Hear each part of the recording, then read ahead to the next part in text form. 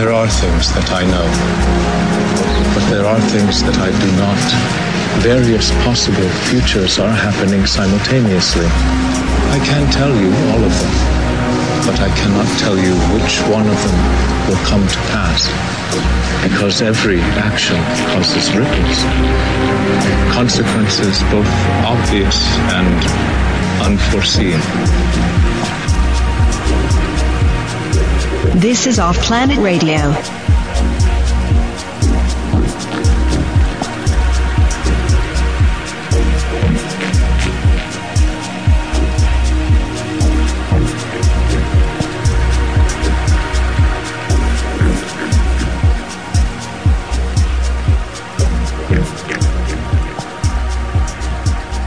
Welcome to OffPlanet Radio.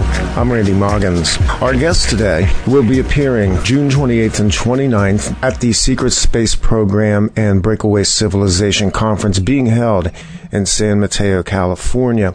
Guests for this include Catherine Austin Fitz, Carol Rosin, Joseph P. Farrell, Richard Dolan, Michael Schratt, John Rappaport, Mark McCandlish, and host Henrik Palmgren, as well as our guest today, Robert-Morningstar. SecretSpaceProgram.org is the website. I'll also point out that this event will be streamed live, and joining me for this interview is my co-host and writer in the field of UFOs and the paranormal, Chris Hawley. Good evening. How are you today, Randy? I'm doing well as we head into summer. And today our guest is Robert-Morningstar, best known perhaps in our circles as the co-editor of UFO Digest. He describes himself as a civilian intelligence analyst, and he is a psychotherapist in New York City. His specialty is in photo interpretation, analysis, and computer imaging. He graduated from Power Memorial Institute in New York City and is a New York Regents Scholar. He received his degree in psychology from Fordham University. He is an expert in Chinese language, history, and martial arts, and he is acknowledged as a master of the Yang family Tai Chi Chuan by the Hong Kong Tai Chi Masters Association. He has taught at Oberlin College and for the City University of New York at Hunter College, as well as the International Center for the Disabled. He is also an FAA licensed pilot and instrument ground instructor with 23 years of flying experience. He has studied paranormal and UFOs for over 40 years and published multitudes of research articles on the internet exposing government cover-up and deception in the JFK assassination, and his work is cited in major books on the Kennedy assassination, notably Paris Laflawn's The Assassination of America and Conspiracy Science by Professor James Fetzer. Morningstar has written extensively to expose NASA's use of disinformation technology in suppressing evidence of extraterrestrial life and exposing the real nature and threat of the UFO phenomenon. He is currently the editor of UFO Digest, and we welcome Robert-Morningstar. Robert-Morningstar, welcome back to OffPlanet Radio. Thanks, Randy. It's good to be here. Hello, Chris. Nice to hear you. It's nice to be here with you tonight. We're going to talk about a subject that I've been conflicted about for a long time, and I couldn't wait to talk to you tonight, or listen to you, let's say, because I'm really looking forward to trying to form a good opinion about this, and I think you're just the person to do this, Robert. Thank you very much. Hope to live up to that. And the subject, Chris, is basically trending towards here is, of course, the subject of the moon and some of your discoveries about the lunar orb that sits over our planet. Robert, before we go into that, because I want to talk about the moon, I want to talk about Mars, the conference that's coming up in San Mateo at the end of June is the Secret Space Program Conference. And to kind of lead this off tonight, I don't do formula questions, but I'm real curious to know why you believe there's a secret space program, or if you do believe there's a secret space program as it's been promoted. There's been a lot of talk in the alternative media, certainly for a number of years, and a lot of this has come from Richard Dolan's work on the breakaway civilization and the concept that there is a huge black project that's been going on that has financed and created the means for us, well, not for us, for them to basically set up camp on both the moon and Mars. So my question again is, do you believe there is a secret space program, and just the thumbnail version of why? Yes, I believe there are several secret space programs. Some of them are Department of Defense compartmentalized secret programs run by the different services. And then there's another really secret space program, which I've uncovered, which is has been orbiting Earth and operating in our translunar airspace, outer space, for at least 70 years. And that's the subject that I'm going to take up at the Secret Space Conference and Breakaway Civilization conference at San Mateo, which is south of San Francisco. Yeah, I hope to have my geography correct on that. I believe in it because I've caught glimpses of it. I have seen that we have more than one space station around the Earth. I have seen photographs taken by a friend of mine in Hoboken, New Jersey. This man has an uncanny ability to have the camera ready at the right moment. And he has walked out of his home in Hoboken, New Jersey, and taken photographs of what I describe as a hive UFO, kind of an agglomeration of spherical UFOs that stick to each other and then change shapes and then shoot away and come back, like scout ships. And I call it a hive UFO because it reminded me when I saw it of the way hornets or bees or wasps move rapidly away from a hive and then back and then rapidly away. And then on another occasion, my friend took a photo of what is obviously a very large space station orbiting Earth. It was a daylight photograph, and the structure was like no space station that we've been shown.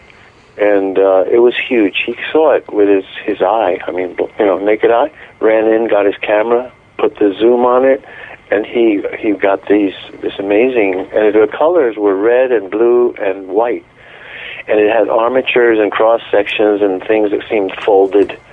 And of course, people don't know that we do have several commercial outer space programs. Everybody knows about SpaceX and Richard Branson, but few people, and rarely do I see any mention of it in the paper or the news. The Bigelow Corporation is the big... No, that's been a big subject on this show for quite a while now. Yeah, we've been writing about it and doing shows about it, but nobody does know, Robert, because I try and try. Yeah, well, the media will not go there. They don't cover it. But Mr. Bigelow's been trying to build his space hotels. My recollection, it's over 10 years ago that the idea was spawned. And then there are the photographs of the Dark Knight, which is unusual spacecraft that changes shape. It's got a kind of shut clamshell appearance in space mode.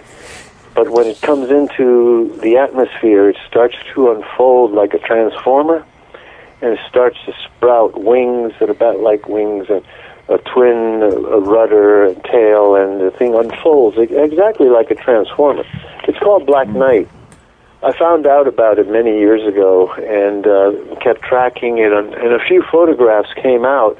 Apparently 4 photographs were taken from the space shuttle of this thing as it came came from outer space. There's a picture of it in black space background that I've enhanced, and it appears in its closed clamshell configuration. Then it starts to touch the high stratosphere, and as it comes in pieces, you see panels, folding wings, I would call them, start to open up and kind of start to glide down in a kind of a bat shape type of configuration. And then I have, I watch the NASA channel a lot, and I had a really interesting experience the other day when they were in the chamber, the center, the control, mission control for the space station. And I took some photographs off the screen because in the left-hand corner of this mission control, there was a huge TV panel, high-definition TV panel, and there were 4 quadrants in it. And in 2 of the quadrants were 2 views of the space station that we all know, right, the ISS. But in the other 2 quadrants was a space station that I've only seen once before, and I think they keep it out of sight. And I can't describe it any better way than to say it was the Walt Disney Space Station from 1954, Tomorrowland. A circular, a wheel-shaped space station with a central cross section, like tubular cross section, through which astronauts could walk through an X or a cross, and joined to a cylindrical outer ring. And there it was and they were in different regions of the Earth. Here's the other interesting part. The ISS was in a daylight region of the Earth, and the wheel was in a twilight region of the Earth, like floating right along the Terminator, because you could tell from one angle of the panels that you saw it just slightly illuminated, like sunset kind of lighting. And on the other side, you saw it silhouetted against the light as a darkened form with edges.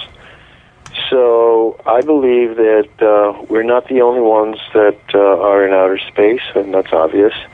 And there has been, since 1950, there has been a regular visitor to the equatorial orbit, which has been described as a mothership, which dropped off scout ships, and it's pretty well known. So we've been visited for more than 70 years. I mean, I say 70 years because the records start off with the 1940s, 38, and the crashes in Missouri, Port Girardeau.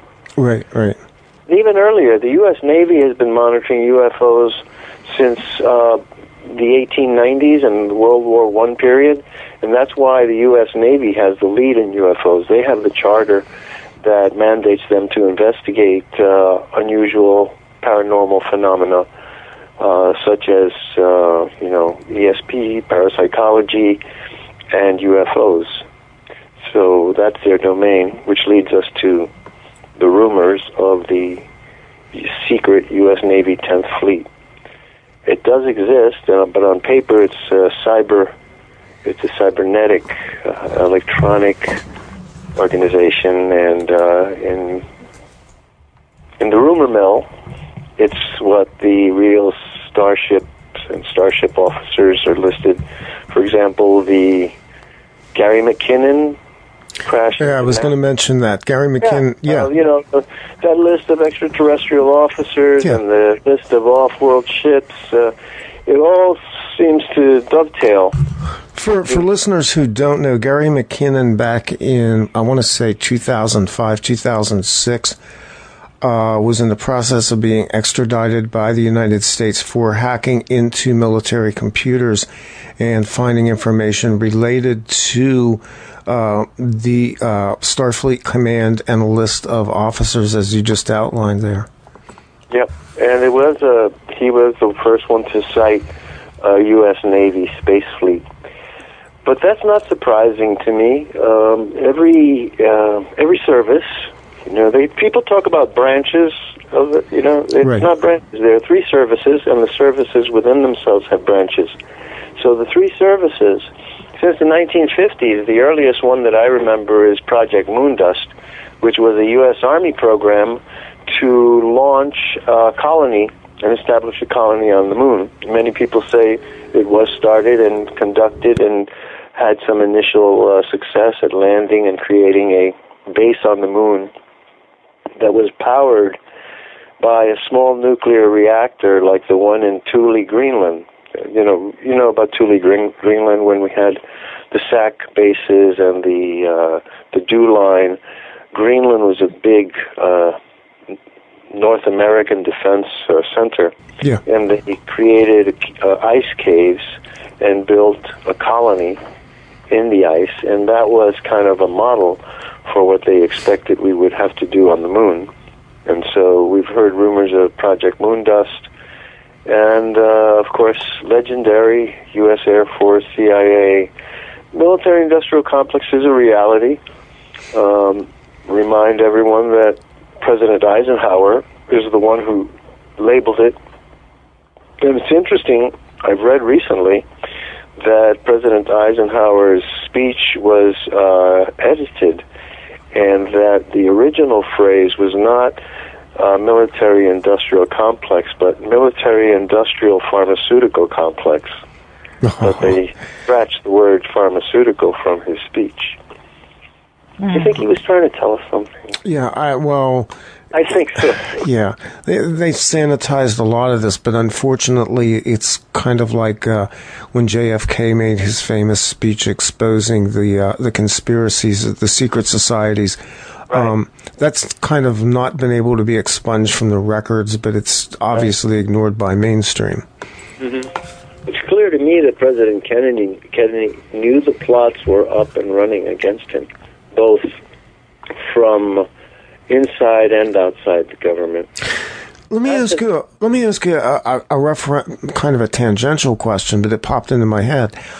In 1960, JFK started the Defense Intelligence Agency, largely because of his mistrust of Dulles and the CIA at that time.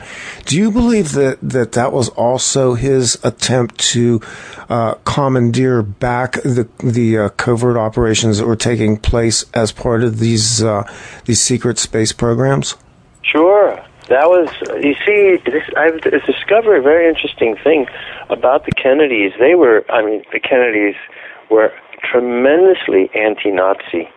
They had lost Joe Kennedy Jr. to the Nazis, in World War II. So it turns out that Joseph P. Kennedy warned Eisenhower about the Dulles brothers. He told them, I know these guys. They were charged with trading with the enemy. Right. I prosecuted them. Joseph P. Kennedy prosecuted the Dulles brothers under the Trading with the Enemies Act. He then pointed out to Eisenhower that the Dulles brothers fed false information to the U.S. Army to slow down the advance through the Black Forest and through southern Germany and Austria, giving General Wolfe, a friend of theirs, some time to escape with his troops. And Joseph P. Kennedy warned Eisenhower, don't trust these men. They're into operations. They'll run operations behind your back and force you to form your policy to cover their operations. And Eisenhower at first was going to get rid of them, but then he relented and he allowed them to stay. And an interesting thing I've discovered in the last year, the famous James Jesus Angleton, the chief of counterintelligence in the CIA, on his deathbed he confessed that the way he got the job as chief of counterintelligence was to promise Allen Dulles that neither he or his brother would be given a polygraph test to get their security clearances. So all the dirt is coming out in the wash, And we now know that the plot to kill Castro was a joint venture between the mafia and I would say it's the National Security Agency at that time, not just the CIA, because each one had a seat. The NSA, the CIA, the FBI, and the military had representatives, a seat in what was called the 5412 Committee. And that was the assassination arm, the executive action. When we say executive action, we're talking about execute. You see? So what information has come out in the last couple of years. Yeah. And you see clearly how the assassination apparatus that was initiated to assassinate Castro was turned on JFK, and primarily by his principal enemy, Lyndon Johnson, who inherited chairmanship of the committee as vice president from Richard Nixon. So I think it's really pretty clear-cut.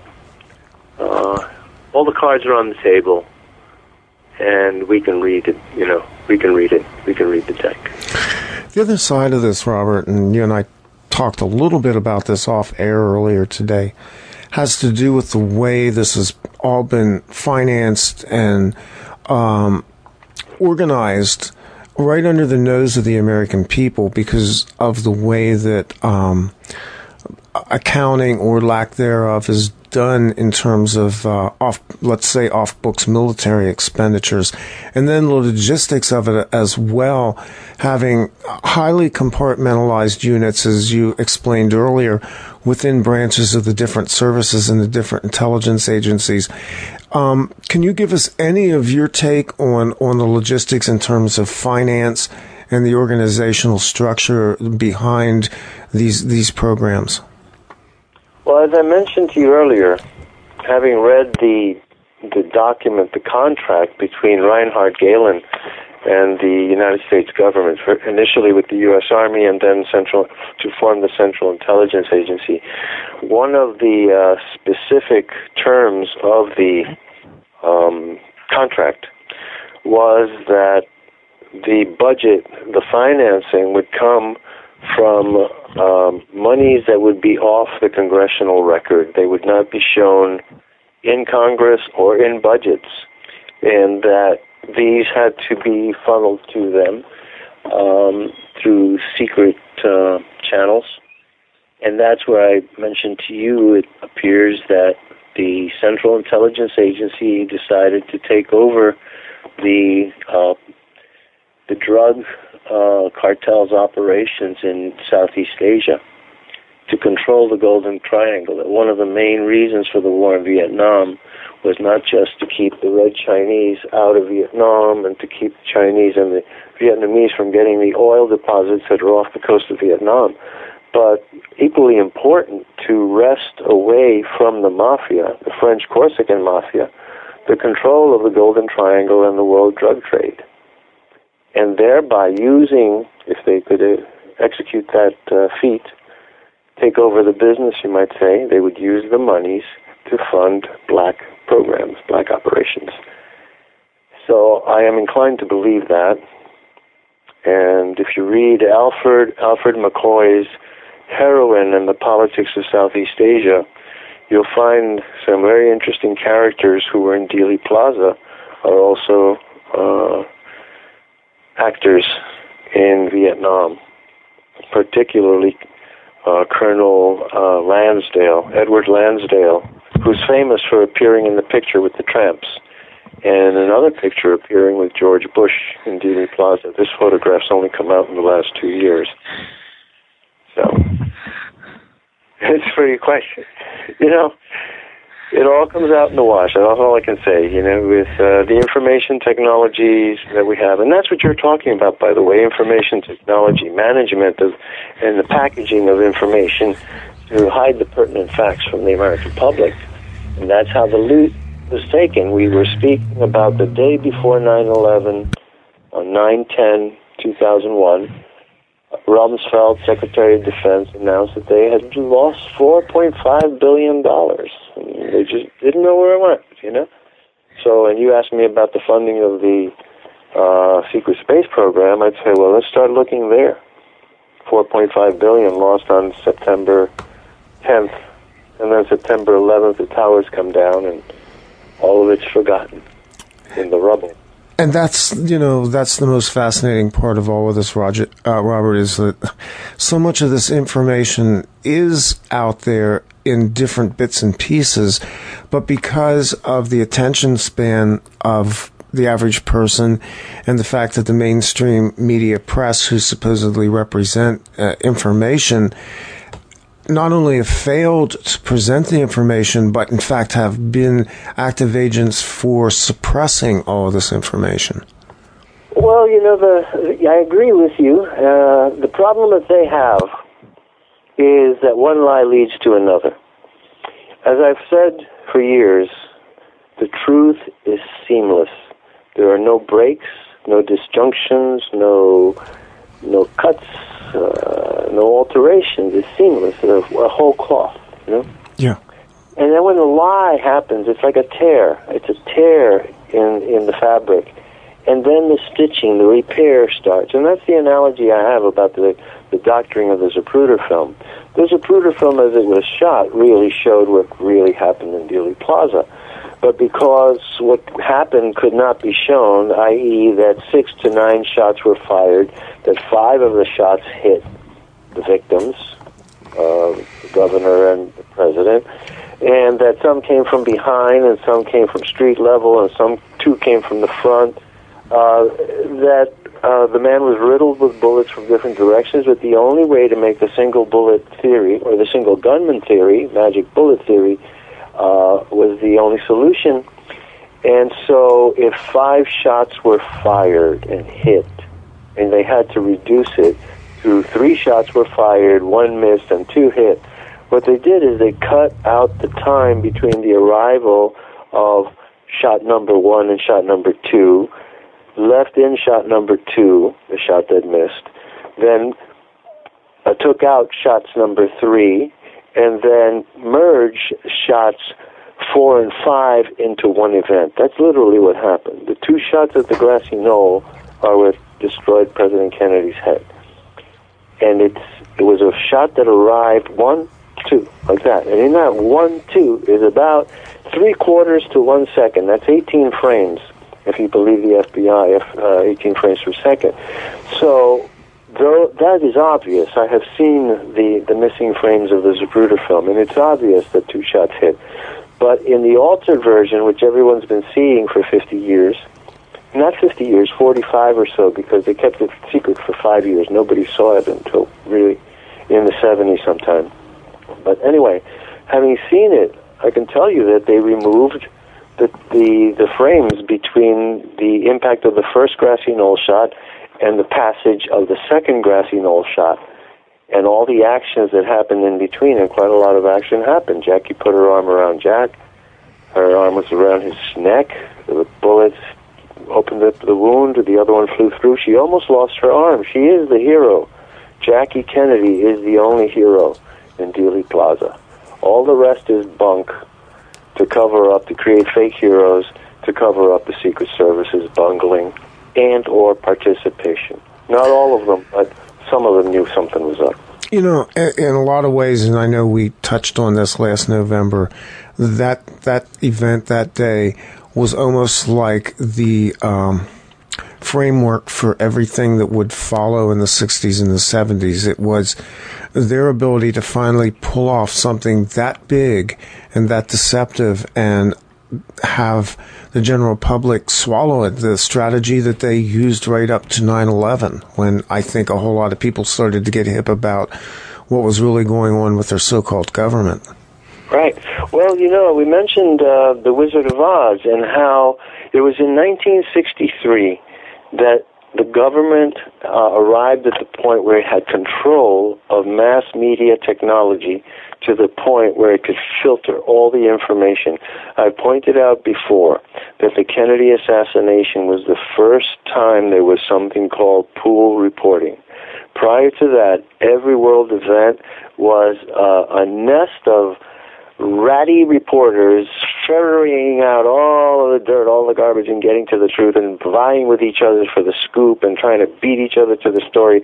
And then Dallas happened, and there were so many thousands, hundreds of reporters in there. I would say there were 1,000 reporters were in Dallas. And if they had been let loose, they would have really torn this whole thing apart. But what they did is they created the information headquarters in the Dallas Police Department, and then pool reporting began, and then only the official version would be filtering out. But even in the process of filtering out the undesired reports, like the chief detective, the chief deputy sheriff, Alan Sweat, was pulled over by the powers that be on the weekend of November 22nd, 23rd, 24th, because he was going around saying to people, "Oh yeah, I heard the shots over there on Main Street. I ran, and it was 6 or 7 shots at least." He was telling everybody 6 or 7 shots at least. I heard them. Harry Weatherford was running with me, and so all of that had to be suppressed. And I have the memo that's called the McCone-Raleigh memo.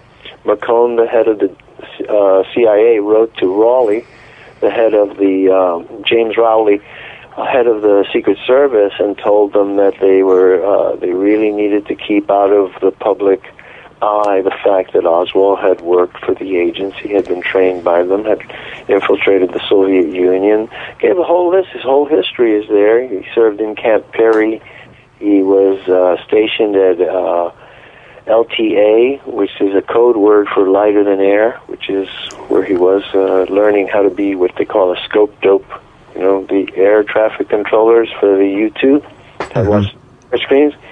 The Marines called those guys scope dopes.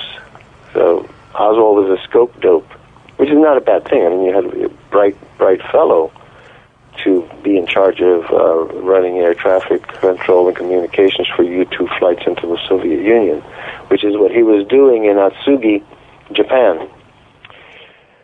So all of it's come out, and so they were really concerned that the connection between the CIA and Oswald would come out, and what they really wanted to push was Oswald was a communist. Oswald loved Castro. Oswald killed President Kennedy because he was a communist fanatic. And what he was, in fact, and the memo emphasizes it, that after he came back from the Soviet Union, Oswald was useless as a secret agent. But he was given menial jobs, a menial task of infiltrating different organizations in New Orleans and Dallas, both right-wing and left-wing organizations. And so he would go to General Walker's Minuteman meetings, and then he would go to meetings of the American Civil Liberties Society. Then last a year and a half ago, a report came out that somebody in an astronomy club met Oswald, and that Oswald, he was infiltrating astronomy clubs, anti-Castro Cubans, pro-Castro Cubans. That's why he got beat up in, the story in New Orleans about the street fight? Yes, I remember hearing that. Yeah, because a Cuban that he met at a pro-Castro... yeah, that's right. ...saw him handing out anti-Castro leaflets and said, "Hey, what are you doing? Weren't you at our meeting the other day?" And that's how the altercation began, with the anti-Castro Cuban accusing him of being an infiltrator, and both of them got arrested. It's a very interesting 8mm film of that's come out. Very interesting. I want to move the conversation slightly sideways here, because what hasn't come out, and I know, and I think I heard you tell the story that John F. Kennedy did in fact have a UFO sighting while he was on his yacht. So it's not a surprise to those of us who have paid attention that there was an awareness of extraterrestrial, or at least UFO presence. What I want to ask you, Robert, is do we have reason to believe that there are extraterrestrial presence within the secret space program, that this is the source of the technology and the source of the wherewithal that gave us the jump start in the first place to do this?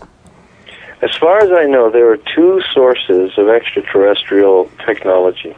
One is the reverse-engineered Roswell type of material, crash at Aztec, the crash at Port Girardeau, which is earlier. It's 1940 in Missouri. It's 7 years earlier than Roswell. Yes. A body was recovered. So there's the gray technology, which is reverse-engineered. But then there's another technology which has been shared with us by adversaries of the Greys, and those are the Nordics. And those are the giants, the 7 foot tall alien extraterrestrial astronauts. And I do believe Clark McClellan's account of having seen these giant astronauts conversing with our astronauts in the shuttle bay, the cargo bay that opened up. Right. Yes, I remember. Yeah, and I'm quite close to Clark. I've had long conversations with him about his terrible experience at NASA and his dismissal for having walked into a room and seeing a screen that he was not supposed to see. That NASA's monitoring extraterrestrial activity in pretty far reaches of the solar system. And he wandered in there, and he looked at the screen. He saw what was going on, and they said, "Hey, man, you're not supposed to be here. What are you doing here? You broke the rules." They threw him out. No pension, nothing. Just out on his own, and he's suffering terribly. If anybody wants to help Clark McClellan, go to the Stargate Chronicles and please buy his book. It would be a very small contribution to a great man who was science officer on the space shuttle programs. That means that he was trained like an astronaut, for example, to mimic all of the actions of the astronauts in problem solving. The way we saw Gary Sinise play the astronaut who figured out the problems of Apollo 13 as a shadow pilot, I would call him. But what Clark McClellan saw was the deployment of a satellite from the Space Shuttle Bay, while in the background a giant triangle spaceship was parked and monitoring the operation. He then saw 3 American astronauts, or 3 human astronauts, interacting with 2 giant-sized astronauts that were acting and signaling to them in language and gestures in the shuttle cargo bay. And then they departed and went back to the Black Triangle, and the shuttle closed the bay, and the shuttle astronauts came home. So it is believed that there is an alliance between the Nordics, the tall whites, as they're called in Charles Hall Millennial. Right, yeah. Charles Hall has a lot of experience, and his books are worth reading. Oh, those are wonderful books. I've read those.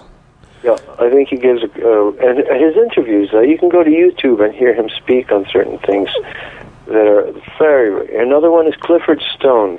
Clifford Stone was a U.S. Army man who was then in Army intelligence and then recruited into CIA.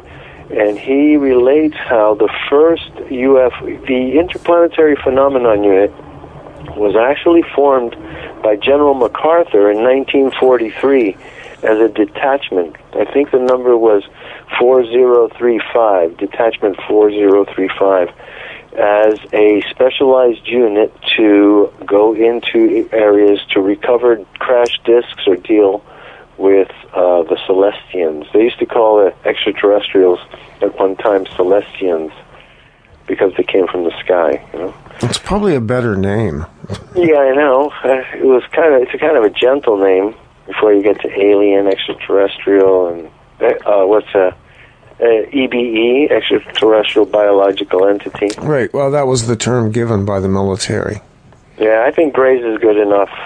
They're very creepy fellows. Yeah, that's your basic food groups right there. Wow. Yeah. But our hope is that that the alliance between the tall whites, the Nordics, and the U.S. government is what protects the United States from completely being overrun by Grey activity. There are 2 shamans. I forgot their names, but they work in South America, and they're brothers. And in Meditech.org, their essay about the Grey activity in South America and how they've been manipulating Central and South America and just run rampant all over it. But that when they come to the United States, when they visited, they feel, as soon as they get off the airplane, they could almost kiss the ground because they feel a shield of protection. Something is protecting our country from the devious and cunning activities of the Greys. And if it were not for this protective power, spiritual power, we would be at their mercy. As bad as it is, with people disappearing, cattle mutilations, mind control subjects, hybridization subjects, it would be far worse without this alliance. Yeah, that's interesting you would mention that, because I had just read something a few days ago that indicated the same thing, that somehow or another we do have some level of protection, that we're not being overrun, which I guess I've always wondered. The whole extraterrestrial thing was, my understanding for a long time was we were somewhat in quarantine, at least in terms of the beings who would have observed a quarantine, but that things opened up significantly at the time of the detonation of the nuclear bombs. What's your take on that? Now, the detonation of the nuclear bombs, of course, is something that would have been noticed by anyone that's watching Earth, especially if somebody's observing the Earth from the moon. And the other possibility is that the Greys are not interstellar voyagers, but actually local to our galaxy. Local yokels, as I say. Yeah. Local to our solar system, not even our galaxies. That life could have sprung up early in farther regions farther out than this life zone, Earth and Mars being the limit. No, people don't know that at one time Saturn was a sun. Yes. And we were a binary star system, and the moons of Saturn were actually little planets incubating, and Jupiter as well. And we were a triple sun system, but they shut down. Our sun somehow overwhelmed the energy field, and they lost their fusion reaction and cooled down into gas giants. But in 1949, part of Project Sign was the recruiting of the world's top astronomers and astronomical observatories to observe these motherships that I mentioned earlier in our conversation that had come in and been sighted orbiting equatorial orbit of the Earth and coming and going like changing stations. So they asked astronomers to track these fleets of flying saucers, as they refer to them, and to see where they went and where they came from. And they noticed that they went to the moon, came back from the moon, but on other journeys, they went way out. And when they tracked them to Saturn's moon, Titan. Mm-hmm. And we have the Huygens program that's gone in there, and it reveals Titan to be the most, topographically, the most Earth-like planet of all the planets we've seen, with, land masses, mountains, lakes, except the lakes and the oceans and the seas are made of liquid methane, and it's incredibly cold. And so they thought, life can't exist there. But a couple of years ago, some biologists, astrobiologists, in fact, working in Mono Lake, California, found a life form that's based on strychnine, a strychnine-based life form. Oh, no, excuse me, not strychnine, arsenic. Arsenic is the word. Right. So the arsenic molecule becomes the basis of this little bit of DNA. But on Earth, the arsenic does not last long because of the high temperature. It disintegrates, and so this organism has to continue to process and acquire arsenic in order to keep its metabolism. So it really can't develop much farther than a single-celled organism. But the professor, Professor Wolfson, said an interesting thing. She said, now here on Earth it cannot persist and it cannot propagate and develop, but on another planet with a much colder environment, perhaps something like Saturn's moon Titan, it could thrive and develop. I was stunned, And now, in the years since that happened, academia and astrobiology has turned against these scientists and just tried to shoot down their experiments from every possible angle. There's, contamination, poor statistics, unable to replicate it. They go after you. Once you come out with a nugget of truth in this field, which is affirming the possibility of life on other planets and life different than our own, the hammer comes down on people. Carl Sagan, perfect example. Yeah. The ultimate black operator. Once he wrote The Dragons of Eden, inferring extraterrestrial life intelligence, they shut him out. He became a pariah. And Richard Hogan tells a story about Carl Sagan. I met Carl Sagan once. He lectured at the Cathedral of St. John the Divine. But the way he moved through the audience, I looked at him and I said, my God, this man looks like a man who does not want to have a question asked of him. You know what I mean? He was an aura. He put an aura, a field around himself. Like you can see, please don't ask me any questions. The body language thing? Yeah.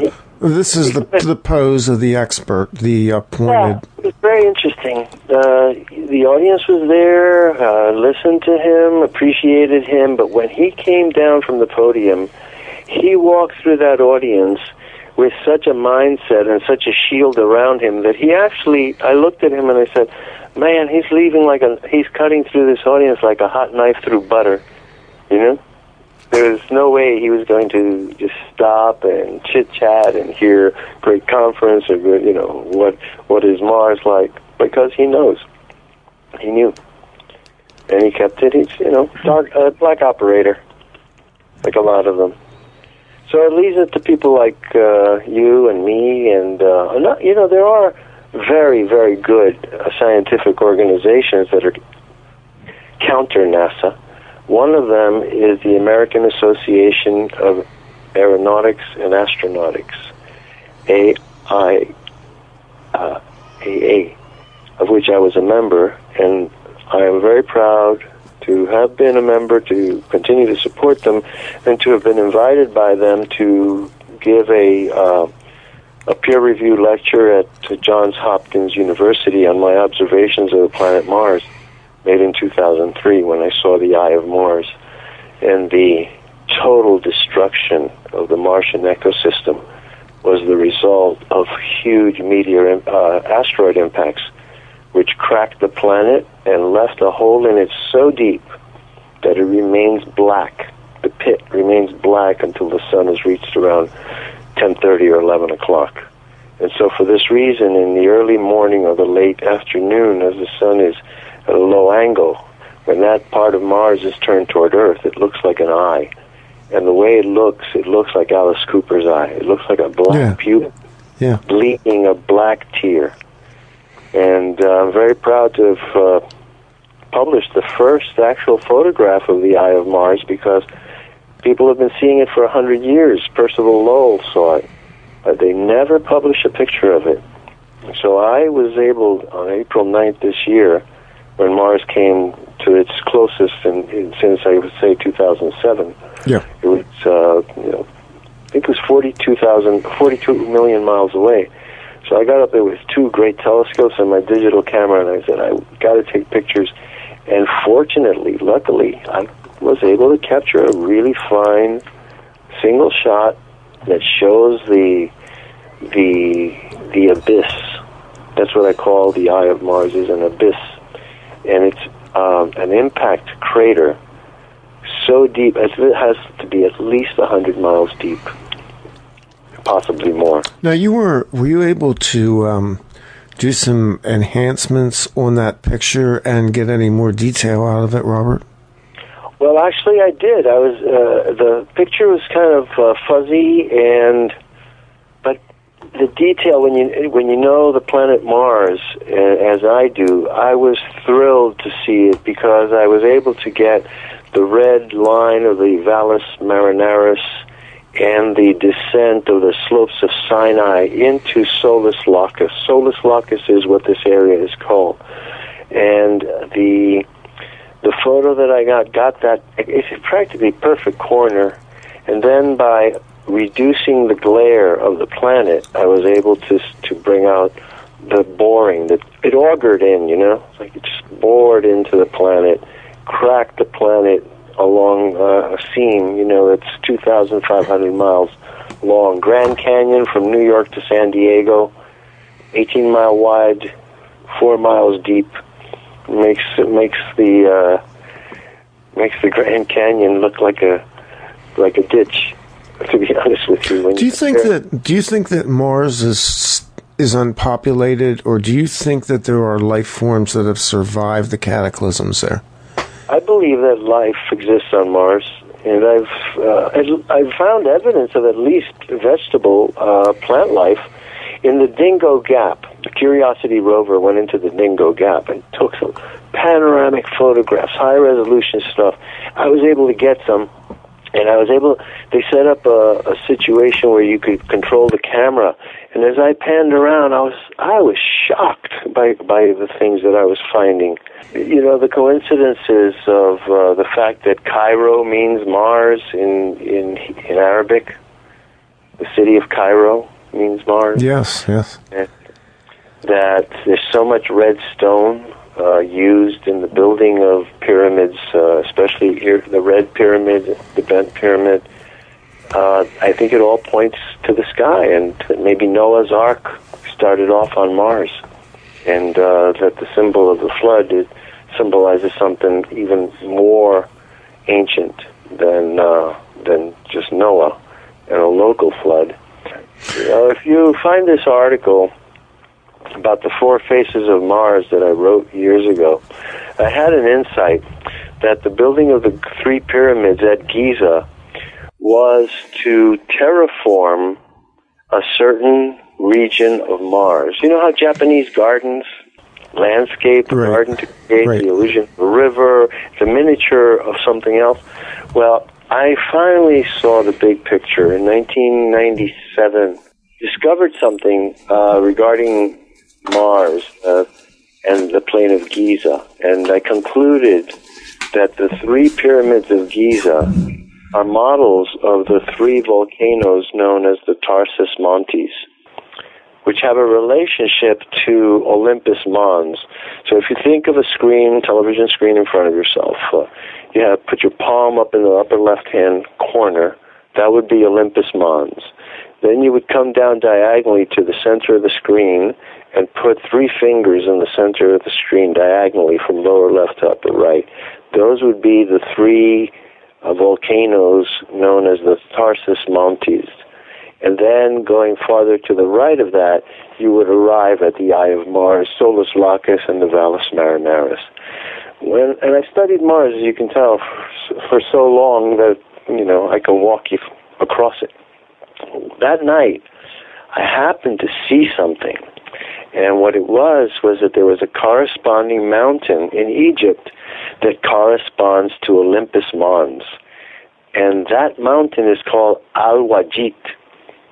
And it means, I have found it. Al-Wajid means I have found it. It turns out that this mountain is the real, true Mount Olympus of legend.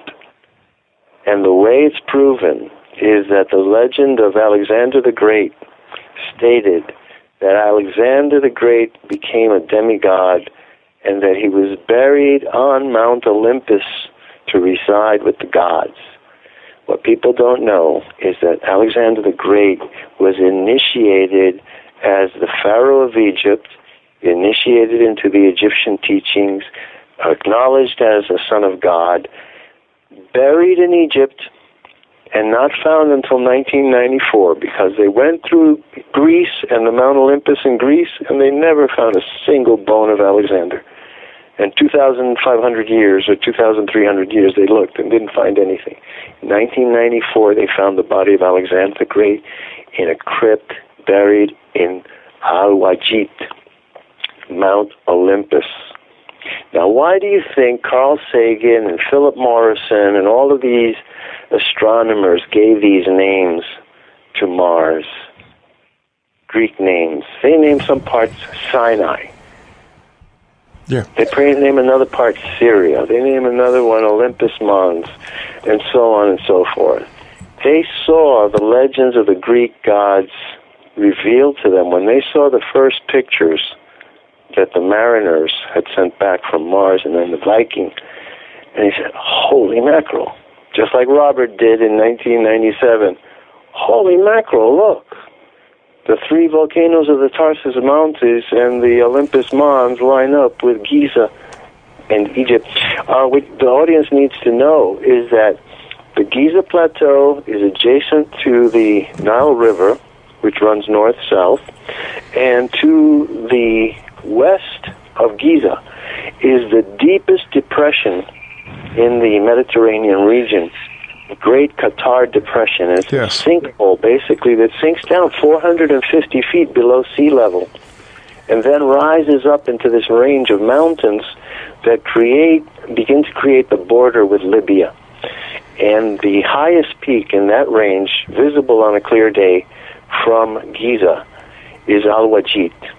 And there are sacred healing waters there. I was told by Egyptians that legendary, miraculous healings. There's a special pool, it's an oasis there, and that the waters come up and Egyptians go there to be healed.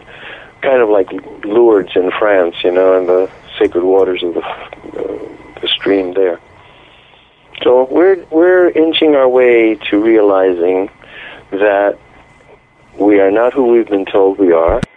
We didn't get here by way of the monkey alone, and we've had company all along the way.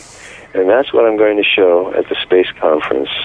The company that we're keeping secret, company we're keeping and company we're keeping secret, that has a vast space fleet on the far side of the moon, and this space fleet has been photographed repeatedly, and I have discovered the best photographs of it found to date, and I'm looking forward to sharing that with everyone at the Secret Space Conference, and hopefully we'll all walk away with a breakaway civilization, and a breakaway consciousness that has to precede that.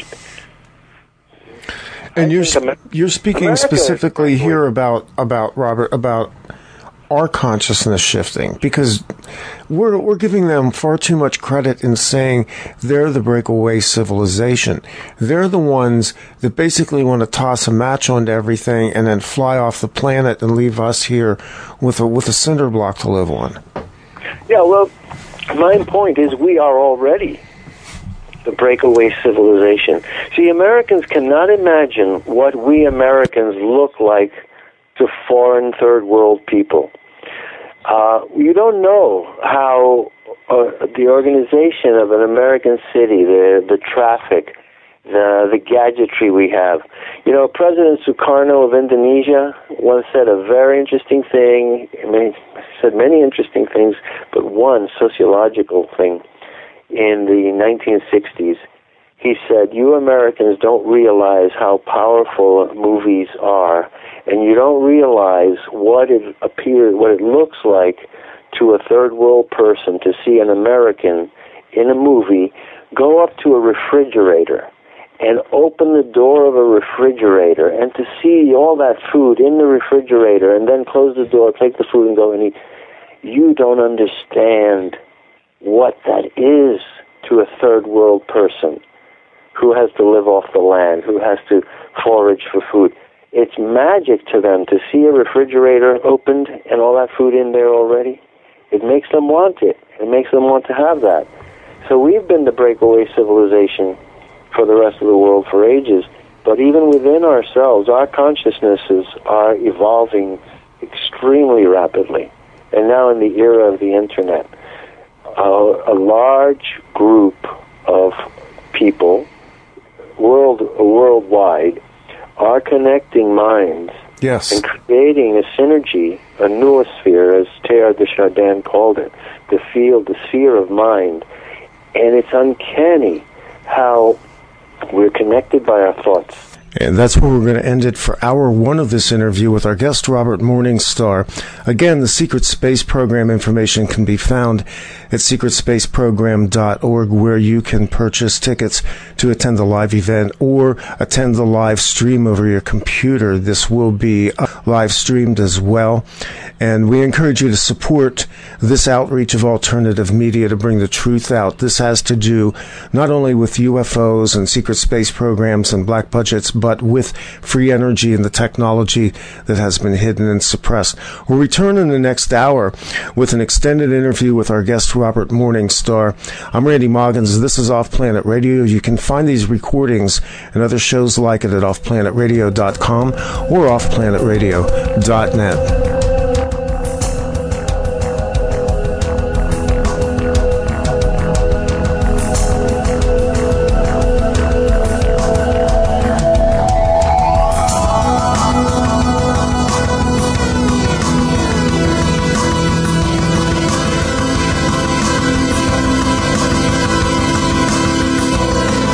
This is OffPlanet Radio.